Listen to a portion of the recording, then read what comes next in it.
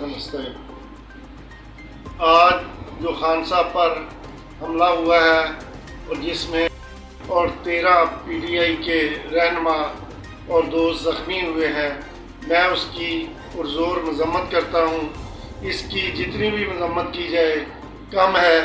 ये आप ओछे हथकंडों पे उतर आए हैं और सियासी मैदान में खान साहब का इनको पता है कि ये मुकाबला नहीं कर सकते, इसलिए इन्होंने उन पर कातलाना हमला किया और उनको जान से मारने की धमकी दी है।